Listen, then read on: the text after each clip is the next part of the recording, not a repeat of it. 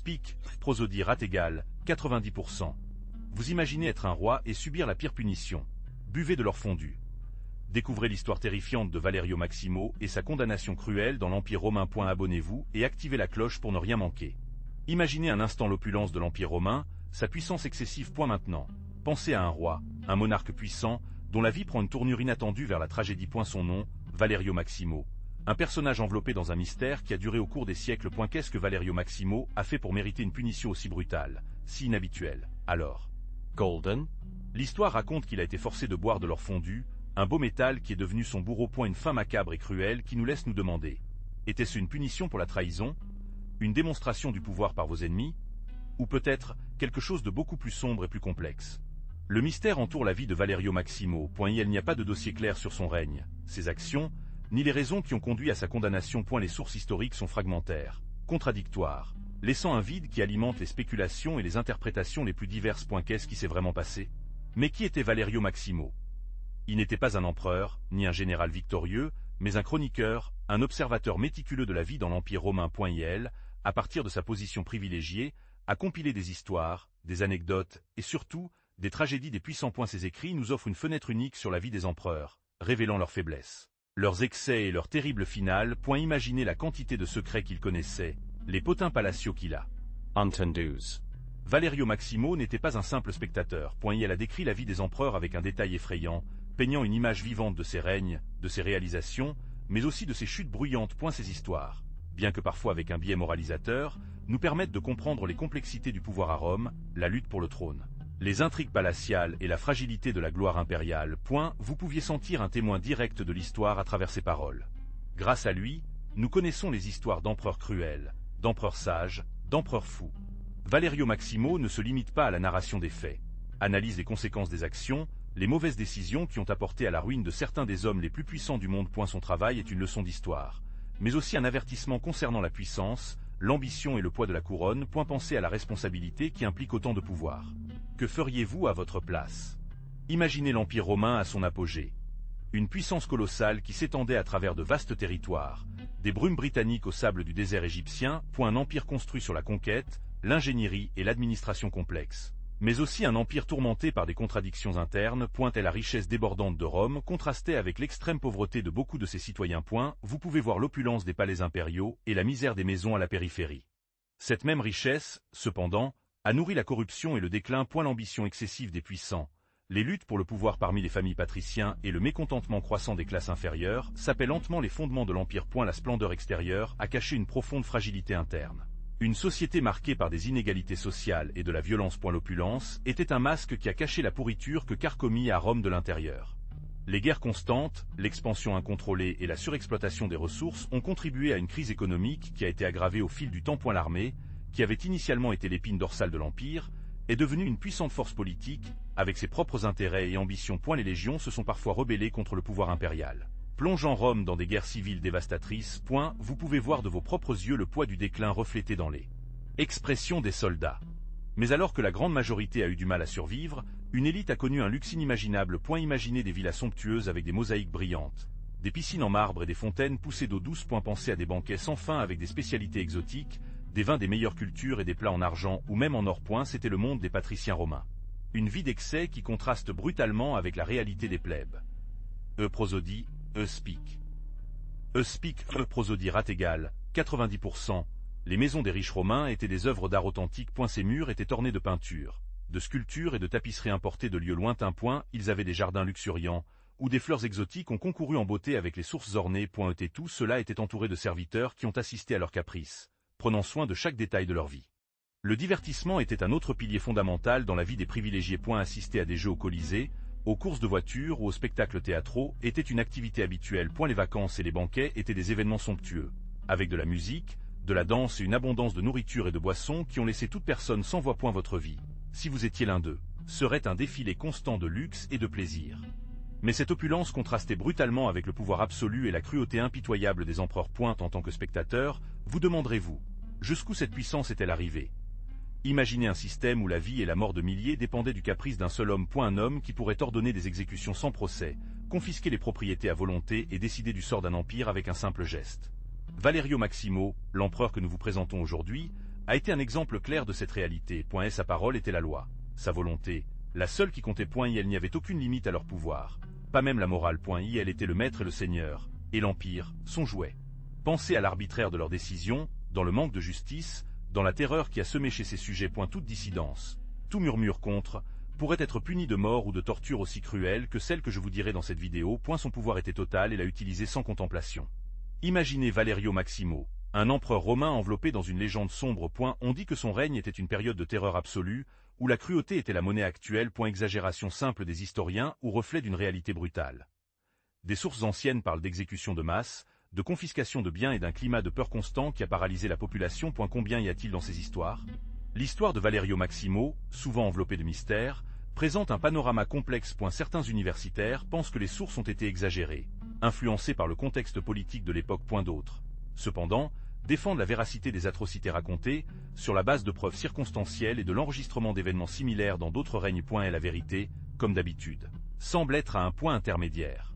Ce qui est incontestable, c'est que le règne de Valerio Maximo représente un chapitre sombre et controversé de l'histoire romaine. Sa silhouette, enveloppée dans les ombres et les légendes, nous invite à remettre en question la nature du pouvoir absolu et les conséquences de ses abus. Jusqu'où la cruauté humaine peut-elle aller lorsque le pouvoir est concentré entre quelques mains? L'histoire de Valerio Maximo nous offre une réponse effrayante, bien que partiellement voilée par le temps. Mais comment Valerio Maximo est-il arrivé à cette puissance absolue? Son ascension n'était pas un cadeau des dieux, mais une escalade implacable d'ambition. Imaginez une jeune Valerio, ruse et calculatrice, grimpant l'escalier social de l'Empire romain. Ce n'était pas une noblesse ou une lignée, mais d'une intelligence froide et impitoyable qui permettait aux gens de lire comme un livre ouvert, en profitant de leur faiblesse et en manipulant leur loyauté.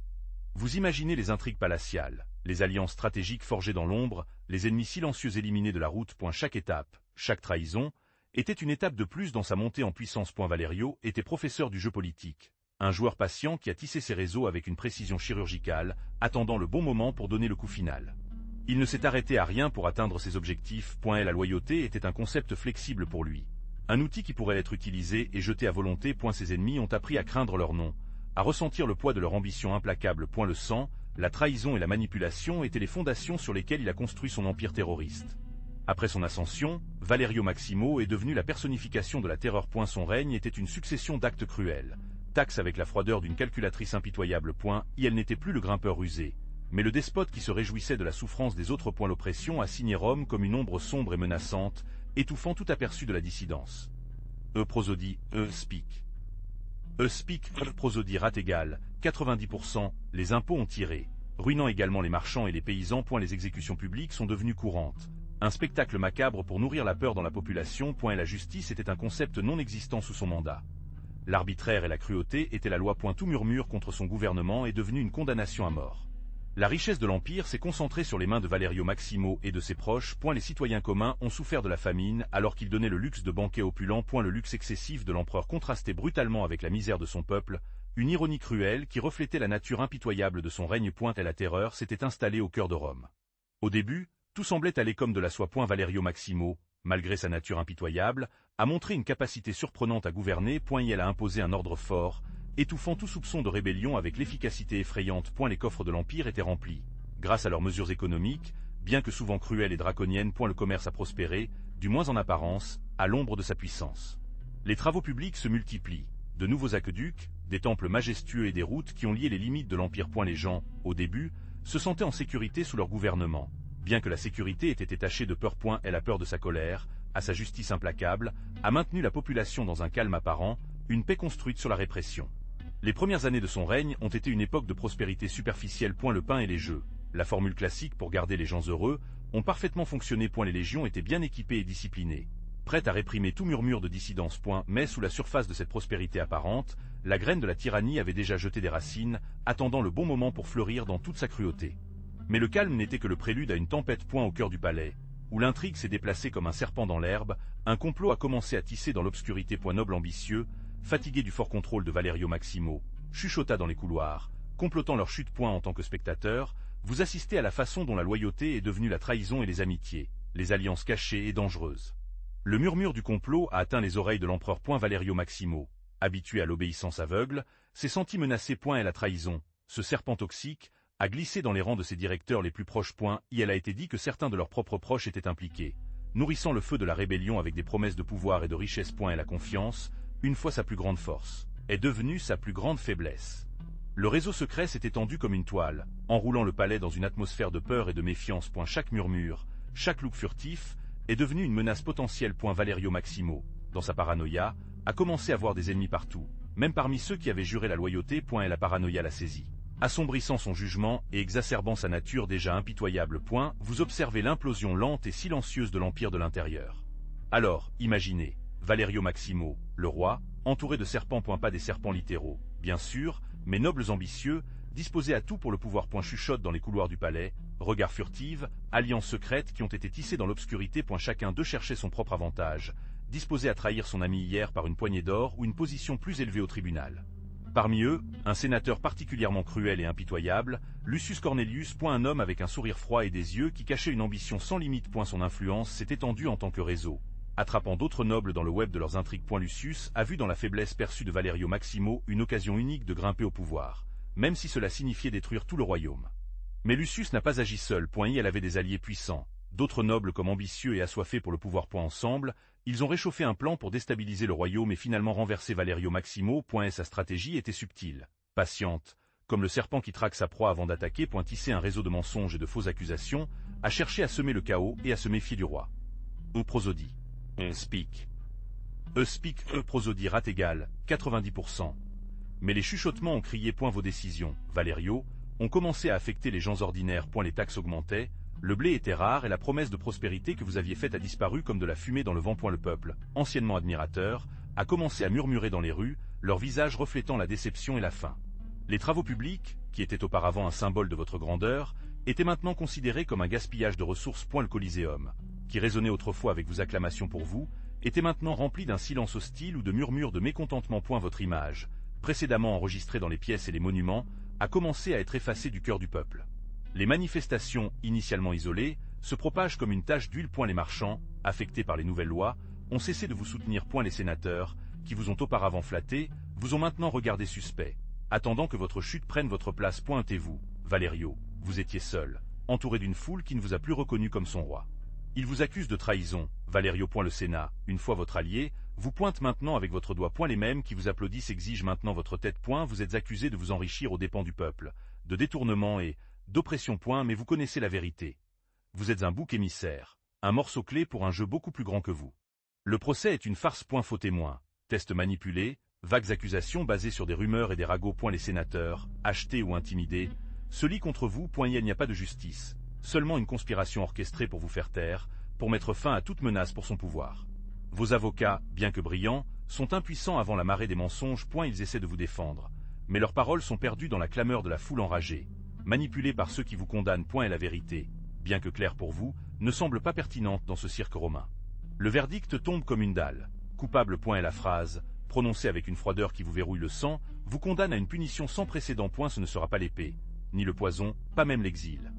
Ils vous forceront à boire de leur fond du poing. Vous imaginez le métal incandescent, l'agonie insupportable, la mort lente et terrible qui vous attend. Le Sénat, impassible, observe votre terreur. Ils vous traînent dans une cour intérieure et dense avec l'odeur de la mort et du métal brûlant. Un creuset humain, émettant une luminosité infernale. À l'intérieur, leur fond, un liquide brillant et mortel. Vous voyez la cuillère en fer, dans l'espoir de recevoir la phrase liquide qui se terminera avec vous. Et la peur devient un torrent glacé qui vous paralyse. Les bourreaux, sans pitié, vous tiennent. Et la cuillère est remplie de liquide, à incandescence. Et la chaleur s'approche, un enfer liquide qui menace de consommer de l'intérieur. Vous sentez le métal brûler votre gorge, une douleur insupportable qui vous brûle à l'intérieur et à l'extérieur. L'agonie finale est un torrent de feu qui vous consomme. Ce sera leur fond du poing. Imaginez-vous la luminosité aveuglante, la chaleur infernale, le métal liquide clignotant comme le même soleil. Ce n'est pas seulement une exécution, c'est une déclaration. Une démonstration publique du pouvoir de l'Empire, du pouvoir de ceux qui vous condamnent. Ils se moquent de votre dignité, de votre position, de tout ce que vous pensiez posséder. Cet or, brillant et mortel, représente l'opulence, la corruption qui a pourri le cœur de Rome. C'est le même or qui a corrompu ceux qui vous ont jugé, le même qui a du liquide dans ses veines, trouble son jugement avec des promesses vides de pouvoir et de richesse. Maintenant, ce même or deviendra votre tombe. Pensez au poids de ce métal, dans sa voracité. Non seulement la peau vous brûlera, mais elle vous consommera à l'intérieur, ne laissant que des cendres. C'est une punition conçue pour vous humilier, pour montrer au monde le prix de votre ambition, le prix de votre audace en contestant le pouvoir établi. Une punition aussi cruelle que la corruption elle-même qui l'a inspirée. Imaginez la scène. Valerio Maximo, avant que King, maintenant un homme vaincu, soit poussé vers le centre de la place. Ses yeux, avant plein de fierté, reflètent maintenant la terreur. Leur fondu, une rivière à incandescence, attend dans un énorme creuset. L'air lui-même tremble de la chaleur torride et l'odeur métallique remplit vos narines. Le silence est assourdissant, brisé uniquement par le murmure du vent et le rythme effréné de votre propre cœur. Prosodie, speak. Speak, prosodie rate égale 90%, il le force à boire. Vous pouvez ressentir la résistance dans leurs muscles, la lutte désespérée contre la mort imminente. Mais la force brute des gardes romains est implacable. Sa bouche s'ouvre et l'or liquide, brillant et mortel, descend dans sa gorge. Un cri noyé, une plainte d'agonie, s'échappe de ses lèvres avant que le métal ne l'enroule à l'intérieur. L'or, dans sa descente, brûle tout sur son chemin. Et la peau de Valerio Maximo est brûlée, ses organes se désintégrant. C'est une mort lente et horrible, une agonie qui dure à chaque seconde. Ses yeux, avant plein d'horreur, sont maintenant assombris par la douleur. Son corps convulse, une dernière tentative désespérée d'échapper à l'enfer liquide qui le consume. L'or se solidifie sur son corps, un masque doré et mortel. Son règne, bref et cruel selon l'histoire officielle, s'estompe dans la mémoire collective. Vous vous demandez maintenant, qu'est-ce que Valerio Maximo? Une note de bas de page dans un livre poussiéreux? Un murmure perdu dans le temps. La grandeur de Rome a été construite sur le sang et les cendres de milliers. Et Valerio Maximo est devenu un autre lien dans cette immense chaîne sombre. Son nom, presque un murmure, est perdu parmi la multitude d'empereurs et de généraux qui ont rempli les annales impériales. Pouvez-vous imaginer essayer de trouver votre histoire au milieu de tant de bruit? Peut-être qu'un érudit, dans un avenir lointain, dépoussière ses actions et lui donne une place dans l'histoire. Mais pour l'instant, Valerio Maximo reste dans l'obscurité, une figure tragique et oubliée. Son héritage, s'il peut être appelé ainsi, est le silence, l'oubli absolu qui a été imposé par le temps et pour l'histoire elle-même qui était responsable de l'effacement. Mais est-ce que tout cela est vrai? Les sources qui parlent de Valerio Maximo sont rares, et souvent, contradictoires. Certains historiens le présentent comme un tyran impitoyable, d'autres comme victime du tribunal. L'histoire de l'or fondu, par exemple, pourrait être une légende, une exagération pour souligner la cruauté de sa punition ou de l'injustice de son règne. Pouvez-vous imaginer la difficulté de vérifier une histoire aussi dramatique avec les preuves historiques disponibles?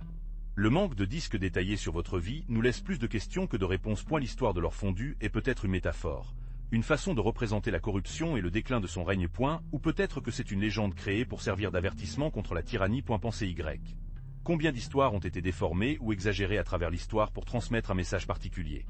L'analyse des sources historiques sur Valerio Maximo est un défi. Une approche critique est requise, séparant la légende de la réalité possible. Il est crucial de considérer le contexte dans lequel les chroniques ont été écrites, les biais possibles des auteurs et l'intention de leur récit. Après tout, l'histoire, comme vous le savez bien, est écrite par les vainqueurs. Ou non. Alors, comment pouvons-nous interpréter l'histoire de Valerio Maximo? Pensez aux sources. Qui les a écrits? Quels intérêts avaient-ils? Souvent, les histoires d'empereurs cruels sont exagérées par leurs ennemis ou par ceux qui cherchent à justifier leurs propres actions. N'oubliez pas que l'histoire est écrite par les gagnants et que leur version peut être biaisée. Peut-être que l'histoire de l'or fondu a été amplifiée pour diaboliser Valerio Maximo, la présentant comme un monstre pour justifier son renversement. Imaginez la propagande de l'époque. Un empereur cruel qui punit ses sujets inhumains. Une image puissante, non? Mais dans quelle mesure la réalité reflète-t-elle? D'un autre côté, il est possible que l'histoire, bien que exagérée, ait un véritable arrière-plan. Peut-être que Valerio Maximo était un souverain sévère, avec des méthodes répressives, et l'anecdote de l'or fondu, bien que dramatisée, reflète sa cruauté. Elle est difficile de savoir avec certitude, étant donné la pénurie de sources étranges. En bref, l'interprétation de l'histoire de Valerio Maximo dépend de la perspective que vous adoptez. L'analyse des sources avec un esprit critique, compte tenu des biais et des motivations possibles de ceux qui les ont écrits, est essentielle pour aborder la vérité historique, bien qu'elle soit parfois cachée après un voile de mystère et de contradiction. Mais le cas de Valerio Maximo n'est pas unique. Tout au long de l'histoire, les dirigeants ont démontré une cruauté inimaginable pour maintenir le pouvoir ou punir leurs ennemis. Pensez aux méthodes de torture utilisées dans l'Inquisition espagnole, où les souffrances physiques et psychologiques ont été utilisées pour extraire les confessions et contrôler la population. L'histoire regorge d'exemples de dirigeants qui ont utilisé la terreur comme outil gouvernemental. Prosodie, speak. Speak, prosodie rate égale 90%. Rappelez-vous les exécutions publiques en France pré-révolutionnaire, où la guillotine est devenue un symbole de terreur. Où les atrocités commises sous les règnes de certains empereurs romains, où la mort était un salon public et les méthodes d'exécution étaient aussi variées que cruelles. Qu'est-ce qui vous parle de la nature du pouvoir et de la tendance humaine à la cruauté? L'or fondu qui a été forcé de boire Valerio Maximo, bien que extrême, est intégré à une longue liste de punitions atroces. De l'exil à l'éviscération, à travers la crucifixion, l'histoire regorge d'exemples de méthodes conçues pour infliger une souffrance maximale. Dans de nombreux cas, ces punitions étaient destinées à servir d'avertissement pour les autres, une démonstration brutale du pouvoir absolu. Mais que représente l'or dans ce contexte? Pour vous, qu'est-ce que cela signifie? Dans l'Empire romain, l'or était bien plus qu'une monnaie simple. C'était le symbole maximal du pouvoir impérial. La richesse débordante des empereurs et l'ostentation de leur grandeur. Imaginez les palais dorés, les couronnes brillantes, les statues colossales, toutes baignées dans ce métal précieux qui reflétait la suprématie romaine. L'or était synonyme d'immortalité, associé aux dieux et à l'éternité. Sa luminosité aveugle et représentait l'ambition excessive, la vanité des puissants qui cherchaient à laisser une marque indélébile sur l'histoire, même par la terreur et la cruauté. Pour Valerio Maximo, boire de l'or fondu était une phrase qui représentait la destruction de son pouvoir et l'anéantissement de sa vanité. Pensez à l'ironie. Le même métal qui symbolisait la richesse et le pouvoir est devenu l'instrument de sa perdition. L'or, qui représentait l'immortalité recherchée par les empereurs, est devenu l'agent de sa mort. Le paradoxe est terrible, non? Pour Valerio Maximo, l'or a cessé d'être un symbole de gloire pour devenir un symbole de sa fin tragique. Imaginez la scène, Valerio Maximo, un empereur romain, obligé de boire de l'or fondu. Brutal, non?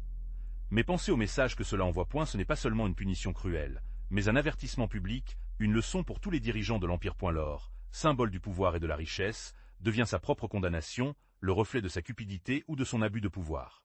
L'or, qu'il couvrait tant, devient un agent de sa propre destruction. Pour vous, qu'est-ce que cela vous dit sur la nature éphémère du pouvoir? Le message est clair. Le pouvoir absolu corrompt absolument. L'histoire de Valerio Maximo rappelle que l'ambition excessive, l'oppression et l'injustice ont des conséquences, même pour ceux qui semblent être au sommet. La légende de Valerio Maximo, bien que peut-être exagérée ou même fictive, devient une métaphore puissante. C'est un avertissement pour ceux qui recherchent le pouvoir sans responsabilité, pour ceux qui se laissent être aveuglés par la richesse et le luxe, oubliant l'obligation de gouverner avec justice et compassion. Sa punition sert d'exemple extrême, un rappel que le vrai pouvoir réside dans la vertu, pas dans l'opulence. Pensez à la terreur qui devrait provoquer cette image.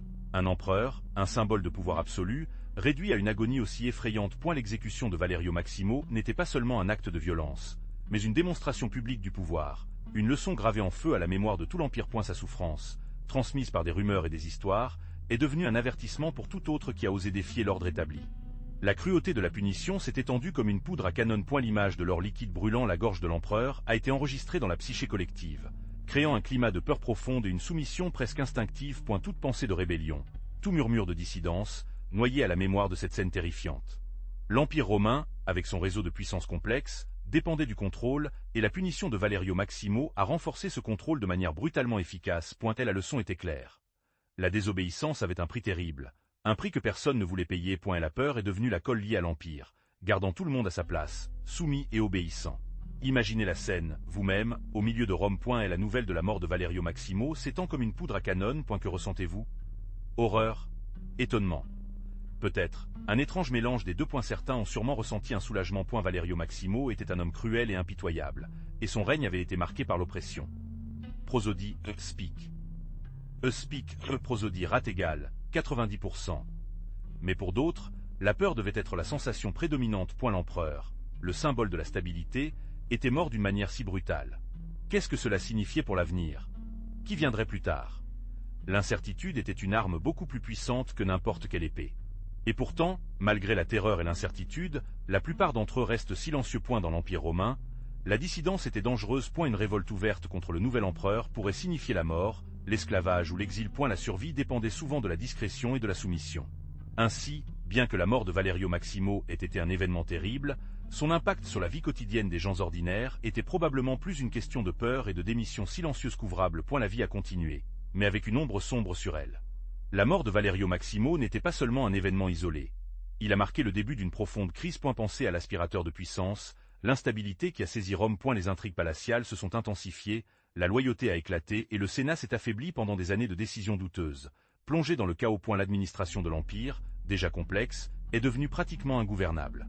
Les frontières de l'Empire, anciennement gardées fermement, semblaient désormais plus vulnérables que jamais. Les légions, démoralisées par la succession d'empereurs faibles et les complots constants, ont commencé à perdre leur efficacité. Les rébellions et les soulèvements se sont multipliés dans les provinces, nourrissant la peur et l'incertitude au cœur de l'Empire. L'économie, déjà affectée par les extravagances de Valerio Maximo, s'est encore plus effondrée. L'inflation du galopot, le commerce stagné et la pauvreté se propagent comme une peste, générant un mécontentement social et nourrissant les révoltes. Imaginez les rues de Rome, autrefois vibrantes et pleines de vie, maintenant plongées dans la misère et la peur. L'héritage de Valerio Maximo, au lieu de se souvenir de son extravagance, est devenu synonyme de déclin. Imaginez le Sénat romain, Plongés dans le chaos après la mort de Valerio Maximo, les factions rivales sont confrontées. Cherchant le contrôle de l'Empire, vous voyez comment les sénateurs, avec leurs toges désordonnées et leurs looks accusés, discutent de leur voix résonnant dans la caméra. L'incertitude se profile sur Rome. Un présage de ce qui est à venir. Le vide de puissance est palpable, une fissure dans les fondements de l'Empire. L'armée, divisée et ambitieuse, devient un acteur clé de cette crise. Chaque général, avec sa propre loyauté et ses aspirations, observe la situation, en attendant le bon moment pour agir. Pensez au poids des légions. En leur pouvoir de décider du sort de Rome. Et la menace d'une guerre civile se profile à l'horizon, une ombre sombre au-dessus de la ville. L'économie romaine, déjà affaiblie par des années d'excès et de corruption, s'effondre encore plus. Le commerce est paralysé. Des pousses d'inflation et des tiges de faim dans les rues de la capitale. Vous êtes témoin de la souffrance de la population, du désespoir sur leurs visages, de longues lignes à la recherche de nourriture. Et la grandeur de Rome s'estompe, remplacée par la misère et le désespoir. Mais qui était vraiment Valerio Maximo? Au-delà de la légende noire de sa fin, son héritage est débattu parmi les historiens. Vous vous demanderez, était-ce un tyran impitoyable ou un dirigeant efficace, victime d'intrigues palatiales? Analysons vos réformes. Certains historiens mettent en évidence leur efficacité administrative, la construction de nouvelles infrastructures et leur tentative de stabilisation de l'économie romaine après des années d'instabilité. Cependant, ses détracteurs le peignent comme un autocrate qui a étouffé les libertés du Sénat, imposant sa volonté par la peur. Et la cruauté de ses punitions, comme celle imposée à lui-même, est la preuve d'un règne marqué par la répression. N'oubliez pas que l'histoire, comme vous le savez, est écrite du point de vue du vainqueur, et dans ce cas, le récit prédominant est celui de ses ennemis. Son travail législatif, bien que vaste, est soumis à une controverse. Certaines lois ont promu la justice sociale, d'autres, cependant, ont renforcé le pouvoir impérial au détriment de la liberté des citoyens. Vous devez juger par vous-même, sur la base des sources disponibles, si leurs actions ont profité à l'Empire ou l'ont conduit à sa propre destruction. Et la vérité, comme cela se produit généralement, est probablement à un point intermédiaire. Et a prosodie, speak. Prosodie rate égale 90%. Alors, à quel point tout cela est vrai? L'histoire de Valerio Maximo, comme celle de nombreux empereurs romains, est basée sur des sources écrites longtemps après les faits. Imaginez essayer de reconstruire la vie de quelqu'un en fonction des potins et des rumeurs transmises à travers les générations. C'est dur, non?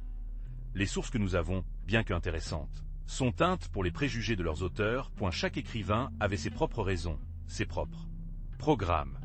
Pensez aux historiens ultérieurs. Certains ont peut-être voulu glorifier certains empereurs, tandis que d'autres ont cherché à discréditer leurs ennemis politiques. L'histoire de Valerio Maximo aurait pu être exagérée pour servir un objectif politique, avertir contre la tyrannie ou, au contraire, pour justifier l'oppression. Il est difficile de séparer la réalité de la propagande. De plus, le contexte historique est crucial. N'oubliez pas que l'Empire romain était un endroit instable, avec des difficultés constantes de pouvoir, des complots et des guerres civiles. Les sources écrites au cours de ces périodes de turbulence sont généralement partielles et même contradictoires. Il est essentiel de les analyser avec un œil critique. Compte tenu du moment historique dans lequel ils ont été écrits et qui les a écrits. Nous ne pouvons pas les considérer comme des vérités absolues. Imaginez la vie quotidienne à Rome. Des rues animées pleines de gens, des chevaux lancés par des chevaux qui vous traversent presque, l'odeur des épices, de l'encens et... Enfin, aussi dans les ordures. En tant que citoyen romain, vous pouvez être un artisan travaillant dans votre atelier, ou un marchand criant le prix de vos marchandises. Peut-être que vous êtes un esclave, effectuant des tâches épuisantes sous le soleil implacable. Et la vie était un mélange de luxe et d'extrême pauvreté, d'opulence et de misère, le tout selon l'endroit que vous occuperez dans la société romaine complexe. Si vous êtes riche, vous aimeriez des banquets opulents, des villas avec des mosaïques et des esclaves impressionnants pour répondre à vos besoins. Mais même la vie des riches avait leurs dangers. Intrigues politiques, maladies et menaces constantes de violence. Pour la plupart. Cependant, la vie était une lutte quotidienne pour la survie. Le travail était dur et rare et la maladie une préoccupation constante. Les bains publics étaient un lieu de rencontre sociale, un répit de la chaleur et de la saleté des rues.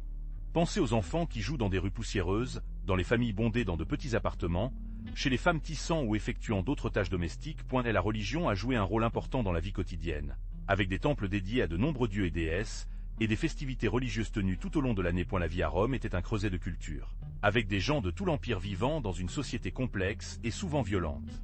Pensez à Valerio Maximo, l'empereur. Un homme puissant, entouré de flatterés et de sénateurs ambitieux. Certains, comme son conseiller Lucio, étaient des stratégies politiques fidèles et chuchotaient et le conseillant avec prudence. Mais d'autres, des généraux puissants comme Marco Antonio, ont vu dans leur faiblesse une occasion de monter. Ils, les ennemis, attendaient patiemment leur chute, exhortant les intrigues dans l'ombre du Sénat. Pour comprendre l'histoire de Valerio Maximo, vous devez voir au-delà du trône. Vous devez regarder les familles nobles, dans leur rivalité, dans leurs alliances. Certains, unis par des liens de sang ou de la commodité, l'ont soutenu. D'autres, comme la puissante famille Cornelia, sont restés sur la touche, observant la situation avec la froideur, attendant le bon moment pour agir, pour profiter de la faiblesse de l'empereur. Et puis il y avait les praetoriens, la garde impériale pointait sa loyauté était volatile, changeant comme le vent point certain, corrompu par les promesses de Marco Antonio, s'attendait à ce que le temps renverse Valerio Maximo et place son préféré sur le trône point d'autre. En revanche, était toujours fidèle à l'empereur, bien qu'ils aient de moins en moins fait confiance à leur capacité à gouverner. Son soutien était fondamental, la clé de sa survie. Mais quel rôle la religion a-t-elle joué dans tout cela? Pour Valerio Maximo, et pour beaucoup à Rome, la religion était une force omniprésente. Les dieux, capricieux et puissants, pourraient récompenser la vertu ou punir le mal avec une facilité égale. L'opulence de son règne était-elle une bénédiction divine ou un signe de son arrogance? Et votre chute? Une punition des dieux ou simplement les conséquences de leurs propres actions? Prosodie. Speak. Speak, prosodie rate égale 90%. Beaucoup dans leur cours ont vu la main des dieux à chaque événement, interprétant les augures et les prodiges comme des signes de la volonté divine. Un aigle a posé dans la statue de Jupiter. Une pluie inattendue en été complet. Chaque événement, aussi petit, a été analysé sous la loupe de la superstition. Pour eux, la fortune de Valerio Maximo était la preuve de la bienveillance divine. Jusqu'à ce que tout change. Mais vous, qu'en pensez-vous? Pensez-vous que la chute de Valerio Maximo était une punition divine, une démonstration de la puissance des dieux sur les hommes? Ou, au contraire, pensez-vous que c'était une série d'événements malheureux, un produit de l'ambition humaine et un manque de prudence? L'histoire, comme toujours, nous offre plusieurs interprétations. Quelle interprétation vous convainc le plus? L'histoire de Valerio Maximo, avec sa fin terrible, est devenue une légende, un exemple effrayant qui a résonné à Rome. Imaginez l'impact. L'image du roi, symbole du pouvoir, réduite à une telle agonie de gros, a été enregistrée dans la mémoire collective. C'est devenu un avertissement, une leçon sur l'ambition excessive et la punition divine, ou peut-être la cruauté des hommes. Pour vous, en tant que témoin de cette histoire, il est facile de comprendre comment cette histoire a influencé la morale et le comportement de la société romaine. Et la peur de la punition, la colère des dieux ou des dirigeants, est devenue un élément dissuasif. De nombreux dirigeants ultérieurs ont utilisé cette histoire comme avertissement pour maintenir le contrôle et l'ordre. La punition de Valerio Maximo a transcendé la simple anecdote. Il est devenu un élément de la culture populaire, présent dans l'art, la littérature et la conversation quotidienne. Pensez à ceci. L'image de l'or fondu, symbole de la richesse et du pouvoir, se transformant en un instrument de mort, est devenue une métaphore puissante pour les conséquences de la cupidité et de l'opulence incontrôlée.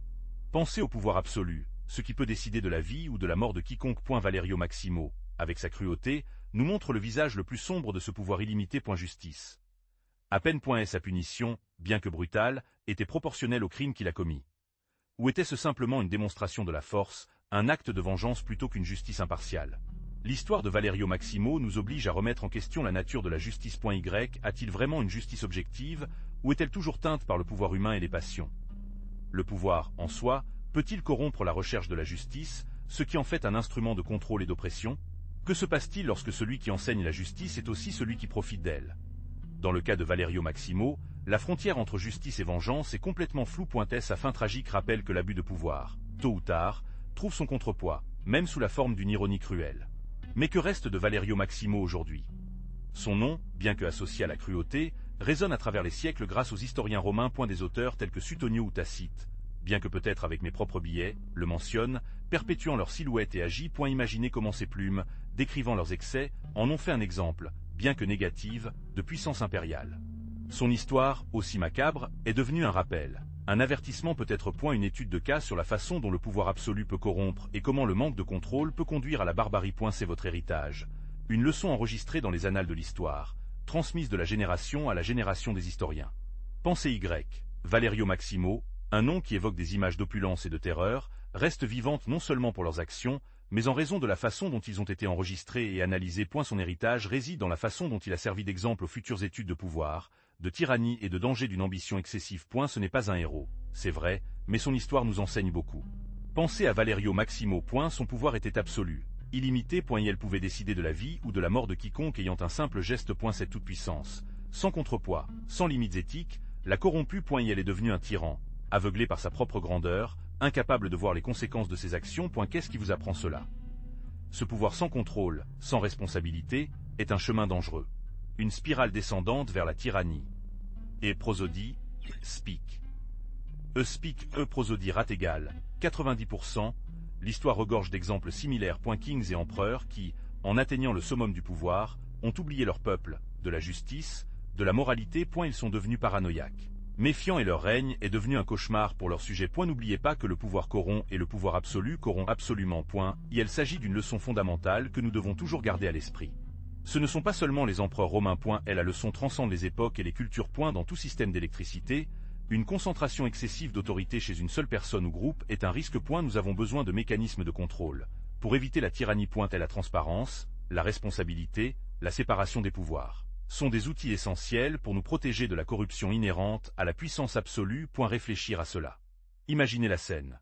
Valerio Maximo, cet homme qui avait tout, fait maintenant face à sa fin. Pouvoir, richesse, adoration, tout s'estompe avant une punition brutale. Il le force à boire de l'or fondu. Pensez à la chaleur abrasante, dans la sensation de ce métal liquide brûlant la gorge, détruisant son intérieur. Une fin aussi cruelle que la vie qu'elle a menée.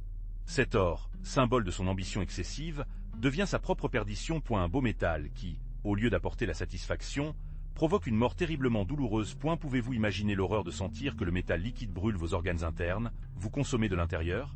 Son histoire sert d'avertissement. Pouvoir absolu, sans limite morale, corruption. Valerio Maximo, dans son arrogance, se croyait invincible, oubliant que même les empereurs doivent rendre compte de leurs actions. Et sa punition, bien que extrême, reflète la justice poétique d'une histoire qui devrait nous rappeler toute l'importance de la modération et de l'éthique. Vous vous demanderez, était-ce vraiment comme ça? Boire de l'or fondu est-il possible? La réponse est complexe. L'or fondu, à des températures extrêmement élevées, provoquerait des brûlures instantanées et mortelles dans la bouche et l'ésophage. Cependant, l'histoire pourrait être une exagération, une métaphore pour décrire une punition brutale, peut-être une exécution plus élaborée qui implique une fonte, mais pas nécessairement de l'or pur. Pourquoi l'or a-t-il été choisi? L'or représentait la richesse et la puissance que Valerio Maximo avait accumulée. Et sa punition était un symbole de l'ironie cruelle du destin. Ce qu'il avait élevé au sommet est maintenant devenu sa chute. Le choix de l'or met l'accent sur la nature impitoyable et symbolique de sa fin. Et la question la plus importante, Valerio Maximo existait-il vraiment? Bien que l'histoire soit populaire, les preuves historiques de son existence sont rares et débattues. Certains historiens croient que c'est une figure légendaire, un mélange de faits et de fiction qui reflète la cruauté et l'ambition de l'Empire romain. Son histoire, réelle ou non, sert d'avertissement. Mais que se passe-t-il si l'histoire a déformé au cours des siècles? Peut-être que Valerio Maximo n'a pas bu de l'or fondu, mais un liquide similaire, mais moins mortel. Imaginez un métal sombre, dense, peut-être avec des métaux dissous qui imitent la luminosité de l'or fondu. Une mise en scène élaborée pour infuser la terreur, une exécution symbolique plutôt qu'un littéral. Une autre possibilité, et si l'or était une métaphore? Dans la culture romaine, l'or représentait le pouvoir, la richesse, la vie elle-même. Boire de l'or pourrait symboliser la perte de tout cela, la corruption de l'âme, une conviction spirituelle plutôt qu'une physique. Sa mort serait donc l'aboutissement de sa chute en disgrâce, une punition appropriée pour un empereur déshonoré. Pensez également à la possibilité d'une exagération historique. Avec le temps, les histoires sont transformées, ils sont amplifiés, ils se sont ornés. Peut-être que la réalité était moins spectaculaire. Une punition cruelle, oui, mais pas aussi extrême que l'histoire traditionnelle le décrit. Et la légende, avec son impact dramatique, a été imposée à la vérité historique, qui était probablement plus prosaïque. Alors, que s'est-il vraiment passé avec Valerio Maximo? Les preuves historiques sont rares et contradictoires. De nombreux historiens croient que l'histoire de l'or fondu est une exagération, une histoire amplifiée pour mettre en évidence la cruauté de l'empereur ou la loyauté inébranlable des condamnés. Peut-être que la boisson était un poison, oui, mais pas aussi spectaculaire que l'or liquide bouillant. Prosodie, speak. Speak, prosodie rate égale 90%. Pensez à la difficulté de faire fondre l'or à une température aussi élevée, puis à servir de punition. Et la logistique est presque impossible à l'époque romaine. Un liquide foncé, similaire en couleur or fondu, mais moins mortel, et beaucoup plus plausible. Cela aurait pu être un poison élaboré, voire une concoction avec des effets d'affaiblissement, conçu pour simuler une mort douloureuse et spectaculaire. La légende, par conséquent, a probablement été construite au fil du temps, exagérant les détails pour créer une histoire plus choquante. Et la vérité est probablement beaucoup plus prosaïque et moins dramatique. Une punition cruelle, oui, mais sans la théâtralité de l'or fondu. Valerio Maximo aurait pu subir une mort douloureuse, mais pas nécessairement de la façon dont nous nous sommes dit. J'espère que vous avez fasciné l'histoire de Valerio Maximo. Si vous l'avez aimé, donnez comme et abonnez-vous à plus d'histoires. Que pensez-vous du destin cruel du roi? Laissez-le dans les commentaires. Prosodie et Speak.